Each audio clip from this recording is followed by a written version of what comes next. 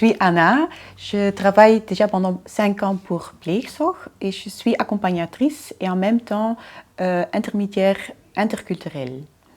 Et je vais un peu expliquer c'est quoi en fait un placement dans une famille d'accueil. Vous savez que chaque enfant a le droit de vivre dans une famille, mais malheureusement, pour des raisons différentes, les enfants ne peuvent pas toujours vivre dans leur famille. Souvent, ça c'est pour long terme ou court.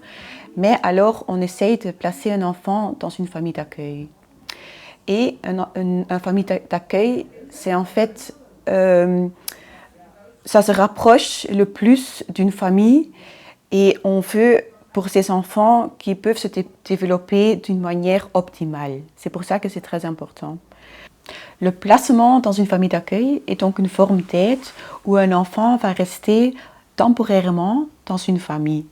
C'est très important de savoir qu'on ne parle pas d'adoption. Ça veut dire que les parents biologiques restent les personnes légaux sur l'enfant. En fait, les parents biologiques continuent toujours à jouer un rôle important dans la vie des enfants.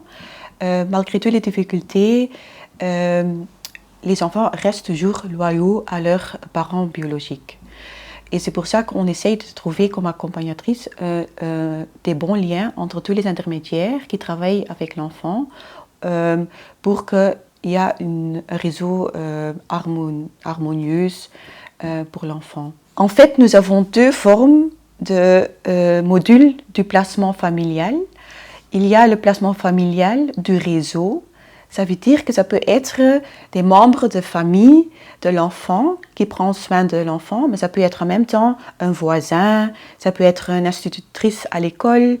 Donc, c'est en fait le réseau social où l'enfant réside. Et puis, la deuxième forme, c'est en fait la famille d'accueil n'a aucun lien avec l'enfant. Ça veut dire qu'ils vont d'abord, après une sélection, suivre une formation et après, il devient alors la famille d'accueil. Nous avons également des différentes formes de placement familial. Il y a le placement familial de soutien. Ça veut dire qu'un enfant ne va que pendant les week-ends chez la famille d'accueil ou souvent pendant les vacances scolaires. Mais c'est comme une sorte de soutien pour la famille biologique. Alors il y a aussi le placement familial à long terme, ça veut dire que pendant un long terme, donc l'enfant peut rester de 0 à 25 ans dans la famille d'accueil. Et puis il y a aussi la famille d'accueil de court terme, ça veut dire que l'enfant peut rester maximum 3 mois dans la famille d'accueil. Je vais donner un exemple. Si une maman doit aller à l'hôpital et ne peut pas s'occuper de son enfant, il peut aller dans une famille d'accueil en crise et c'est temporaire. Lorsqu'un enfant est placé chez le membre de la famille ou un réseau de la famille, c'est très important qu'il y ait toujours un enquêteur familial ensemble avec l'accompagnatrice qui va faire une sorte de recherche dans la famille d'accueil.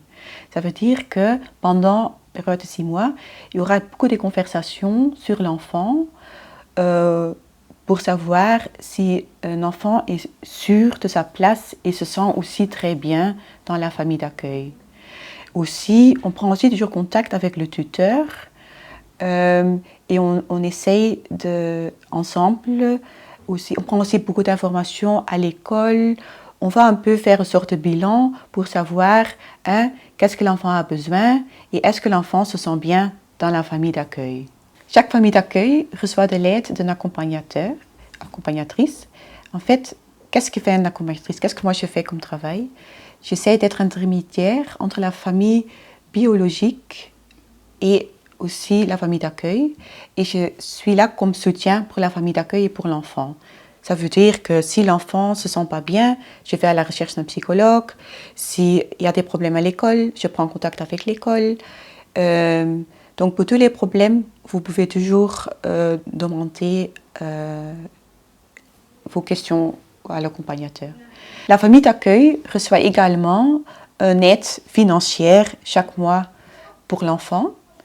Et si vous ne pouvez pas parler dans la langue, l'irlandais est difficile, on travaille toujours avec les interprètes. Nous avons aussi des familles d'accueil pour des adultes. C'est surtout pour des adultes avec des problèmes psychiatriques et aussi des personnes avec un handicapé. Également, il y a aussi les réfugiés d'adultes qui peuvent aussi résider dans une famille d'accueil, mais il doit y avoir quand même une décision du séjour positif.